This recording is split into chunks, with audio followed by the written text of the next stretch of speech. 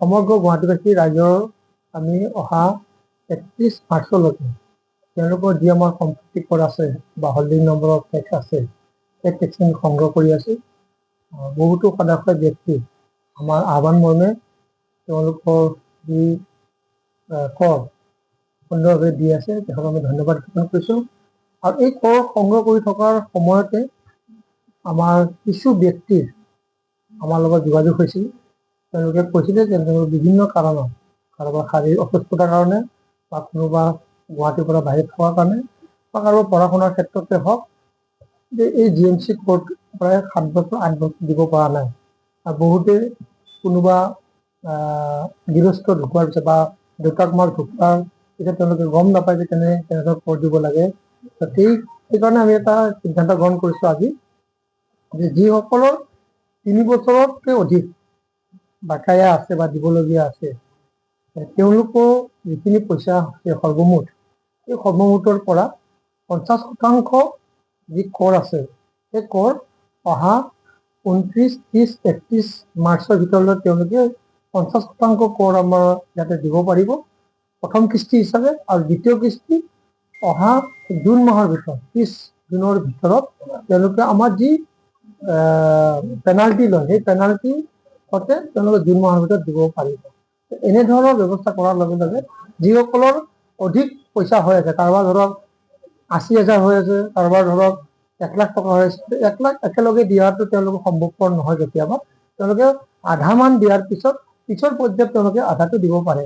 সেইধৰণে এনেধৰণে আমি চিন্তা চৰ্চা কৰিছোঁ যে গুৱাহাটীবাসী ৰাইজৰ যিসকলৰ অনাদায় আছে সেই অনাদায়সমূহ 50% দি হ'লেও পৰৱৰ্তী সময়ত আৰু 50% দি দিয়ে নিশ্চয়কৈ গুৱাহাটী পৌৰ নিগমৰো কৰখিনি উঠি যাব। আৰু ইয়াৰ লগে লগে যিসকল ব্যক্তিৰ অসুবিধা আছে এই অসুবিধাখিনি সুবিধালৈ পৰিণত হ'ব।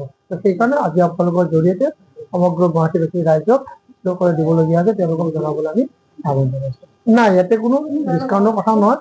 মানে যিখিনি তেওঁলোকৰ আছে তেওঁ আধা মানে প্ৰথম কিস্তি হিচাপত 50% দিব আৰু দ্বিতীয় কিস্তি হিচাপত 50% দিব।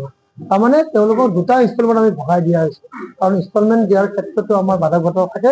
তথাপি আমি যিসকল সদায় ব্যক্তিৰ লগত আমি কথা পাতিছিলোঁ সেই কথা পতাৰ পিছতে আমি গম পালোঁ যে তেওঁলোকৰ খুব এটা আৰ্থিকভাৱে অলপ অসুবিধা হয়। তথাপি তেওঁলোকে দিয়াটো বিচাৰে বা তেওঁলোকে গুৱাহাটী নাগৰিক হিচাপে দিয়াটো বিচাৰে। তেখেতে এনেকৈ যদি কৰি দিয়ে দিয়াটো তেওঁলোকে এটা আমাক বিচাৰিছে। সেইমতে তেওঁলোকৰ আহ্বান আৰু তেওঁলোকৰ আবেদন মতে আমি এই ধৰণৰ সিদ্ধান্ত গ্ৰহণ কৰিছোঁ।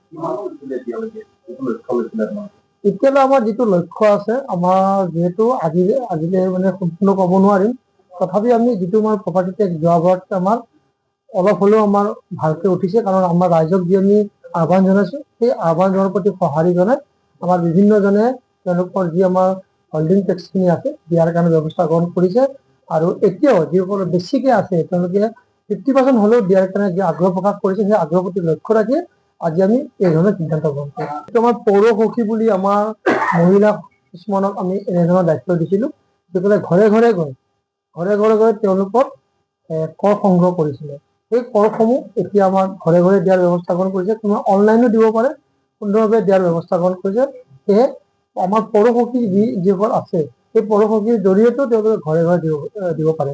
আৰু যোৱা আমি 2 বছৰৰ পৰাই আমি এটা ব্যৱস্থা গ্ৰহণ কৰিছোঁ যে আমি প্ৰতি মাহে মাহে কৰ দিয়াৰ ব্যৱস্থা গ্ৰহণ কৰোঁ। আগতে 3 মাহ, 6 মাহ আৰু 1 বছৰ দিব লাগে।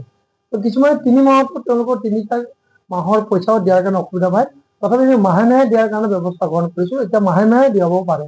সেইটো দিলে নিশ্চয়কৈ তেওঁলোকৰ কৰখিনি কমি থাকিব আৰু নিয়মিত দিয়াৰ ব্যৱস্থা গ্ৰহণ কৰিম।